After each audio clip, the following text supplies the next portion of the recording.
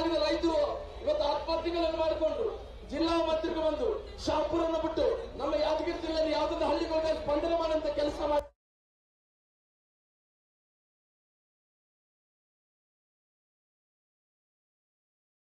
ಇವತ್ತು ನೆರೆಹಾನಿ ಆಯ್ತು, ಬೆಳೆ ನಷ್ಟ ಆಯ್ತು. ಈ ಭಾಗದ ರೈತರು ಇವತ್ತು ಆತ್ಮಹತ್ಯೆಗಳನ್ನು ಮಾಡಿಕೊಂಡು ಜಿಲ್ಲಾ ಮಂತ್ರಿಗೆ ಬಂದು ಶಾಪುರನ್ನು ಬಿಟ್ಟು ನಮ್ಮ ಯಾದಗಿರಿ ಜಿಲ್ಲೆಯಲ್ಲಿ ಯಾವುದೊಂದು ಹಳ್ಳಿಗಳಿಗೆ ಸ್ಪಂದನೆ ಮಾಡುವಂತ ಕೆಲಸ ಮಾಡಿದಾರ. ನೀವು ಹೇಳ್ರಿ, ಯಾವೊಬ್ಬ ಮಂತ್ರಿಗಳು ಬರಲಿಲ್ಲ, ಅಂತವರಿಗೆ ತಾವು ತಿರಸ್ಕಾರವನ್ನು ಮಾಡಬೇಕಾಗಿದೆ. ನನ್ನ ಸೋದರಂತ ರಾಜೀವ್ ಅವರು ಜಿಲ್ಲಾ ಮಂತ್ರಿ ಇದ್ದಂತ ಯಾವ ರೀತಿ ಅಭಿವೃದ್ಧಿ ಕೆಲಸಗಳು ಮಾಡಿದ್ದಾರೆ ಅಂತ ವಿಚಾರ ಕೂಡ ತಮಗೆಲ್ಲ ಕೂಡ ಗೊತ್ತಿರೋ ಕಾರಣ ಮುಂದಿನ ದಿನಗಳಲ್ಲಿ ದೊಡ್ಡ ಮಟ್ಟದಲ್ಲಿ ಯಾದಗಿರಿ ಜಿಲ್ಲೆ ಇವತ್ತು ಬದಲಾವಣೆಗಳು ಆಗಬೇಕಾಗಿದೆ.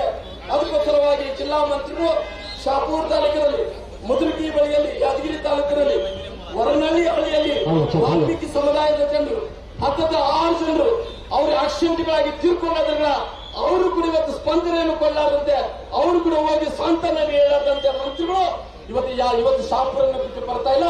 ಯಾವ ರೀತಿ ವಾಲ್ಮೀಕಿ ಜನಾಂಗದ 6 ಮಂದಿ ತೀರ್ಕೊಂಡಾದ್ರಗಳ ಅವ್ರಿಗೆ ಸಾಂತ್ವನ ಕೂಡ ಹೇಳಿಲ್ಲ ಅನ್ನಂತ ಮಾತನ್ನು ಕೂಡ ನಾವು ನೆನಪು ಮಾಡಿಕೊಳ್ತೇವೆ.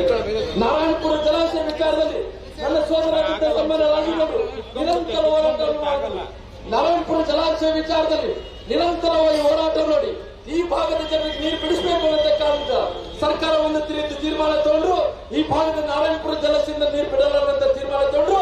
ನಮ್ಮ ಸೋದರಂತ ರಾಜುಗೌಡ ಹೋರಾಟದಿಂದ ನಾರಾಯಣಪುರ ಜಲಾಶಯದ ನೀರನ್ನು ಕೊಡಿಸುವಂತ ಕೆಲಸ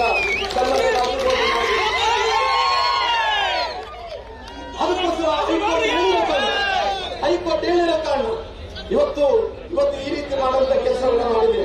ಅದಕ್ಕೋಸ್ಕರ ಮುಂದಿನ ದಿನಗಳಲ್ಲಿ ಈ ಭಾಗದಲ್ಲಿ ಯಾವುದೊಂದು ಅಭಿವೃದ್ಧಿ ಸನ್ಮಾನ್ಯ ಯಡಿಯೂರಪ್ಪ ಇದ್ದಂತ ಟೈಮಲ್ಲಿ ರಾಜುಗೌಡ ಇದ್ದಂತ ಟೈಮಲ್ಲಿ ಅನೇಕ ಅಭಿವೃದ್ಧಿ ಕೆಲಸಗಳು ಆಗಿದೆ, ಕೆರೆಗಳ ಕೆಲಸಗಳು ಆಗಿದೆ.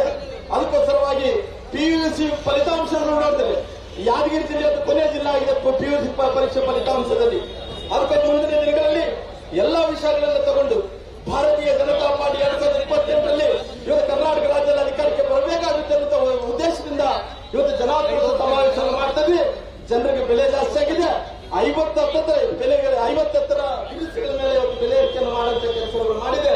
ಅದಕ್ಕೋಸ್ಕರವಾಗಿ ಅವಕಾಶವನ್ನು ನೀವೆಲ್ಲರೂ ಕೂಡ ಮಾಡಿಕೊಟ್ಟಿರೋ ಕಾರಣ ತಮ್ಮೆಲ್ಲರಿಗೂ ಒಂದು ಸುತ್ತ ನನ್ನ ಮಾತುಗಳು ಮುಕ್ತಾಯ ಮಾಡ್ತಾ ಇದ್ದೀನಿ.